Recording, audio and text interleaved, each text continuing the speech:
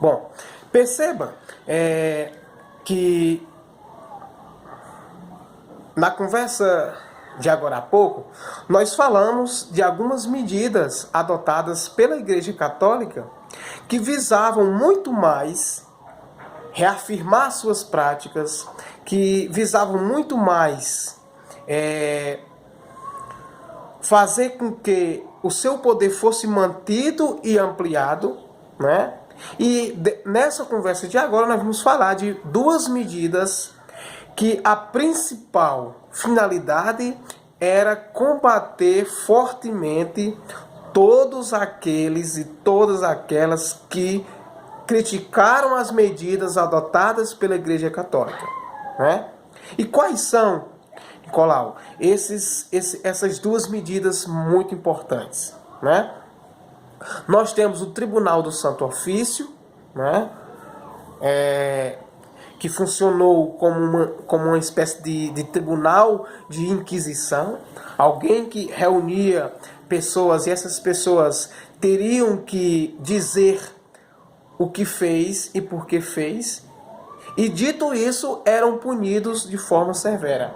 E nós tivemos também, né, o Index Librorum Prohibitorum, que na verdade significou uma lista de livros que não deveriam circular, uma lista de livros que deveriam ser proibidos, né?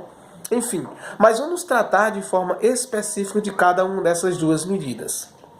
O Tribunal do Santo Ofício, ou o Tribunal da Inquisição, ou simplesmente Inquisição, né? Na verdade, ele já existia, né? Ele já tinha funcionado em outras oportunidades e em outros momentos. Na verdade, esse Tribunal da Inquisição, ou esse Tribunal do Santo Ofício, dentro do que nós chamamos de Contra-Reforma Católica, ele foi reativado pelo poder católico para perseguir, para torturar todas aquelas pessoas que haviam criticado as doutrinas e as ideias e as ações praticadas pelas autoridades religiosas católicas.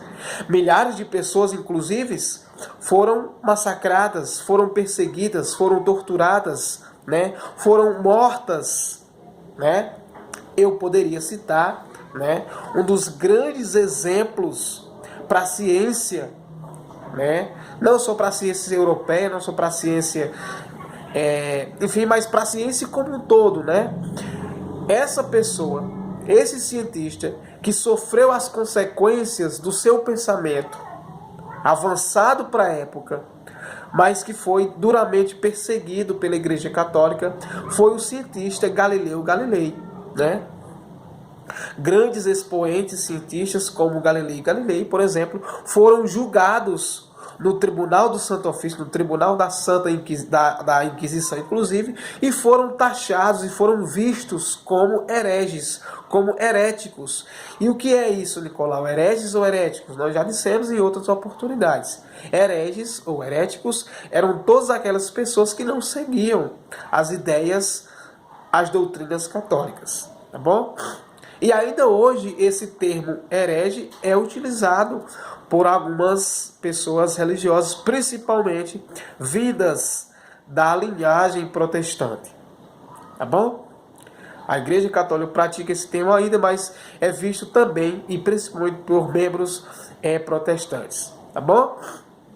Mas por que Galileu Galilei foi perseguido, foi torturado e sofreu as consequências do Tribunal do Santo Ofício ou Tribunal da Inquisição? Porque ele planejou, construiu muitas pesquisas na área científica e chegou a constatar que a Terra girava em torno do Sol, né? E qual é a influência desse pensamento para a Igreja Católica? Uma influência muito grande. Por quê? Porque a Igreja Católica dizia que a Terra que era o centro do universo, né? A Terra não girava em torno do Sol. Galileu foi obrigado a desdizer, a negar a sua pesquisa. Galileu foi obrigado a renegar o seu pensamento, as suas próprias ideias, para fugir da morte da fogueira. Tá bom? uma outra ideia importante também, praticada pela Igreja Católica, que nós já dissemos, foi uma medida muito forte, foi a questão do Index Librorum Prohibitorum, ou seja, uma lista de livros proibidos, que foi criada pela própria Igreja Católica, né? Nessa época, a imprensa havia sido criada por um rapaz chamado Gutenberg, que tinha facilitado a propagação, a difusão, a circulação de uma cultura escrita, né?